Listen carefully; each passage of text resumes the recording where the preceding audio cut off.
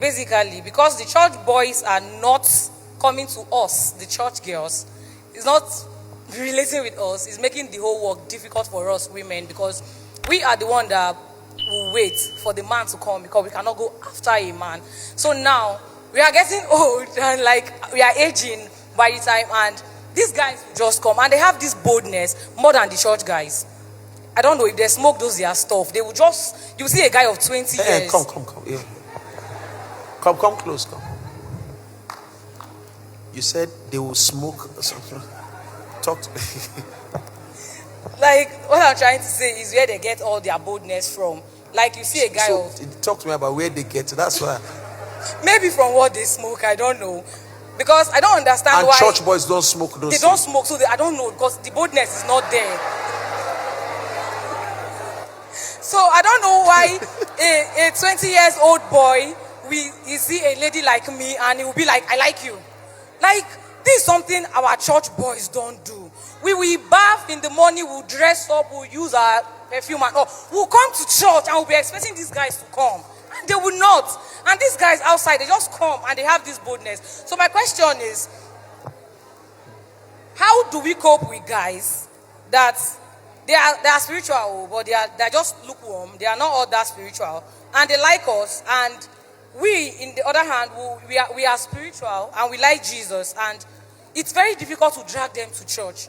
So now, how can we balance this thing? Since the church boys are not coming, and these ones, and we cannot chase these ones all the time. And me, I'm not called to be an evangelist, be dragging guys to church. So how do we balance it? That's my question. Oh my God. And church boys, they think they smoke. All right, so let me attempt that issue. You see, church guys, our major problem is that, for instance, someone like me, I gave my life to Christ when I was barely 15. So I was just trying to start life when I gave my life to Christ. And then the way we were taught, don't touch a sister, don't play with a sister. You know what I'm saying? Be careful. So the way we were raised as guys, it was such that we were not socialized. Many of us guys who grew up in church doesn't have what we call social intelligence. Because church is not a place for socialization. Do you get it? We didn't grow in the world. We went to school. Even in school, there's school fellowship. So everything around us is about church. Then we get home, there's morning devotion. And then you finally end up going to university again, there's campus fellowship. Then we now leave campus fellowship, where again, brothers, everybody mind the way you behave, you don't touch sisters. So all those things makes us to be less sociable. And then we're not taught about how to communicate to sisters. First, don't forget that in the church, our desire, any desire for a woman, he that thinks about a woman in his heart has lusted after her. So first, the thought of a woman should not enter my heart. The moment it enters, I kill it. Are you getting what I'm saying now? So until when I am now ready for marriage, that's when I start saying, Father, who do I marry? At that point, I start allowing the thought of a woman to come in, maybe Sister BC. Now, let's assume Sister BC is the one. How do I approach her? I have not been taught. Yeah. That is when most guys suddenly realize that their social intelligence is very low. Spiritual intelligence very high. They can speak in tongues around you, but just to tell you I love you, they don't know how to say it. So they'll be going around and be saying, Sister, can we pray together? Can we reach souls? Sister, can we? Look, sister, I sense a burden. God, I sense that God is calling us to reach nations. Who is we?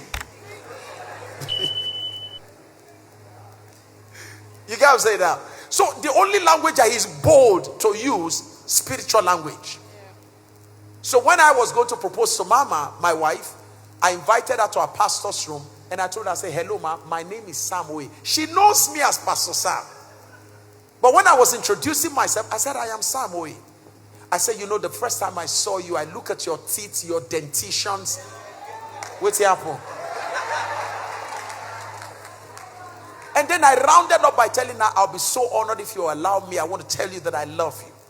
My wife ran out. She just like, she ran out of the office because she couldn't believe that this is Pastor Sam talking as romantic boy. But an average Christian brother, if I pick him up now and I tell him to compose a poem for a woman, he will be telling you about Jesus on his way from Nazareth and Galilee.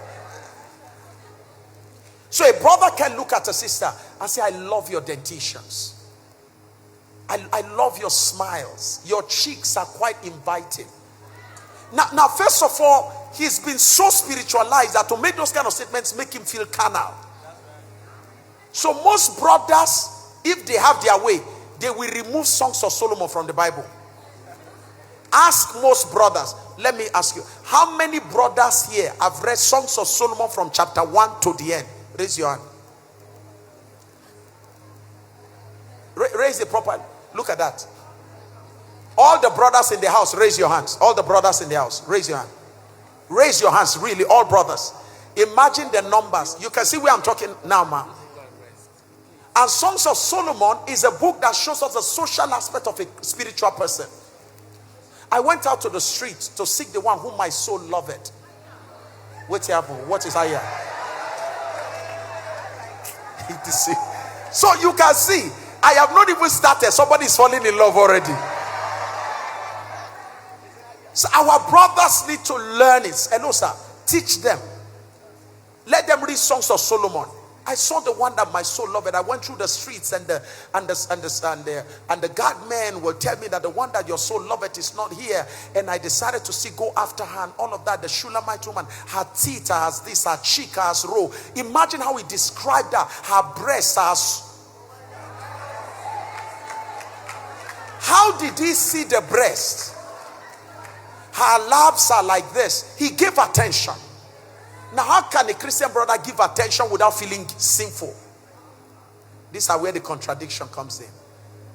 But the unbeliever is an unbeliever. He's a sinner.